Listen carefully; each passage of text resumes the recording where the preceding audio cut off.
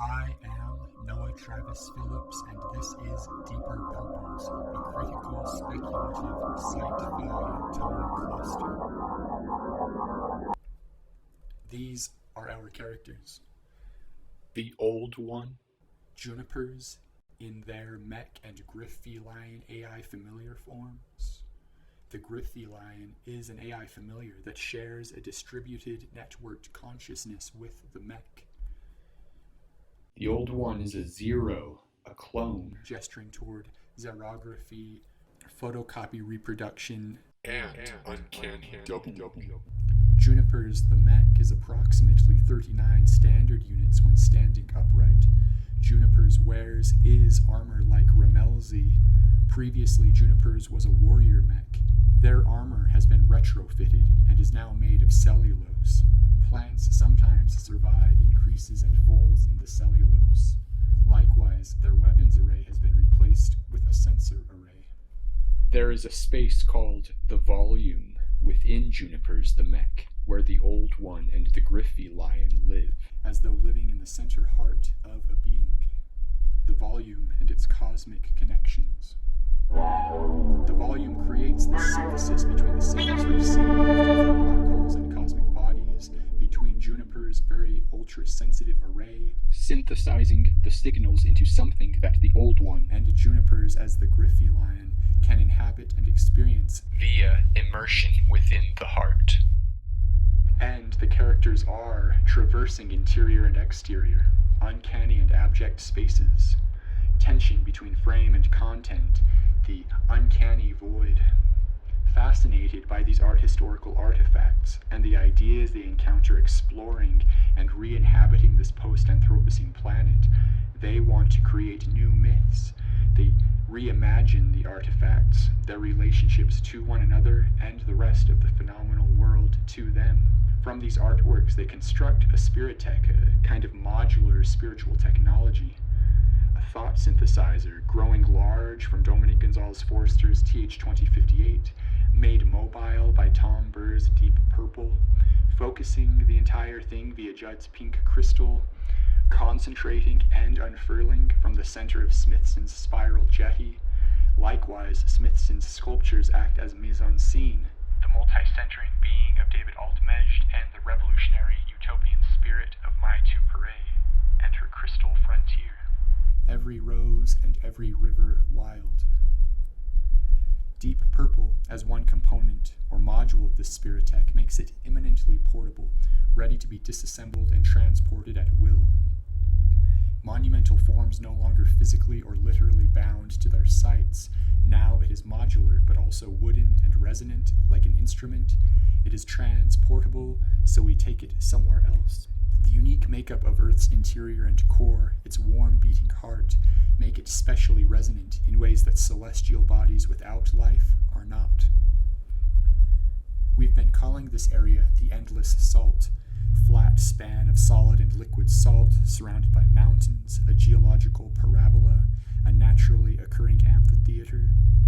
The geology surrounding is unstable. The land sometimes roars, vibrating the rock, rubbing against, friction between. Open geological wounds and orifices surround, some slowly healing, some still in an accelerated erosion, figuring things out as they merge and blur. Fog and or clouds, miasmatic, purplish haze, upper atmosphere. These storms and the sun power Junipers and this sensitive spiritech. On the way to New Ponderosa Year Zero. Junipers is painted by the revolutionary women in New Ponderosa Year Zero, painted all over a deep violet color with a consciously theatrical space of artifice, applied in declarations of color, creating entire domains of color, and a kind of spatial saturation, simultaneously material object and coloristic image, much like Tom Burr's Deep Purple. The uncanny interiority of the volume within Juniper's the mech and Smithson's sculpture, juxtaposed, crystallized by way of collage, composed of these strata, flattened. The endless salts are a crystalline lens, diffractions, ring modulation, electromagnetic oscillations, mutant third layer. layers that we read and feel. Landscape, static, starry sky, Juniper's poses, dish, parabola, acoustic mirror. There is a causeway bisecting the fluid. It folds over itself. Upper atmosphere, gyrating movements aligning. We are within an abject space of fluids, emissions, pollution, and confusions. Natural phenomena is an expression of the planet's thinking, feeling, being. This is a post-anthropocene mise-en-scene, an abject hyper-object. We are crying out into the night sky, into the void. We inhabit literal and less concrete dimensions. Scream, howl. Energy, polarity, binary, into synergy.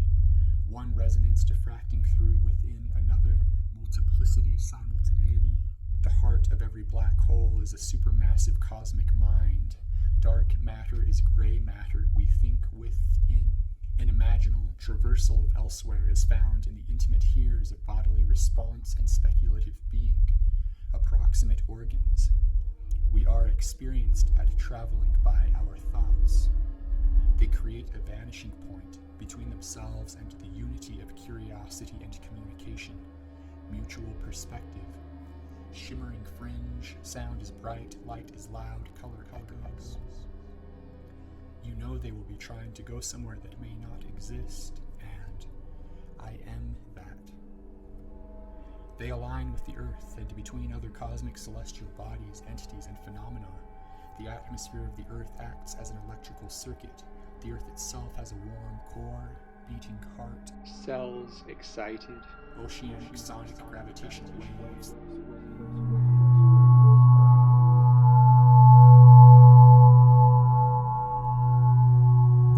We are punctuation silhouettes on the horizons, and in the wake of solar winds.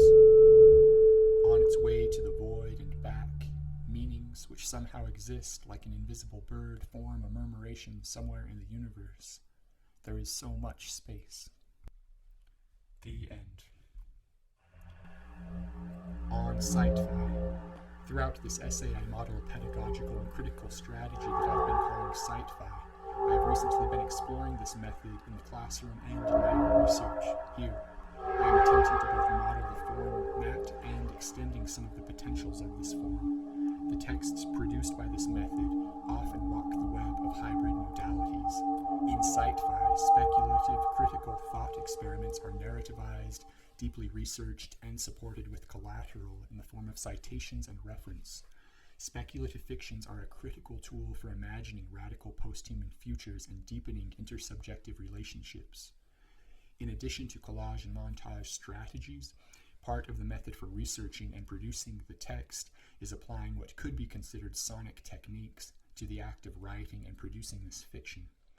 The thought synthesizer is an important example in this regard and should be mentioned along with ideas of mixing, remastering, remixing, subharmonics, and, reverb, distortion, echo, delay, and so on.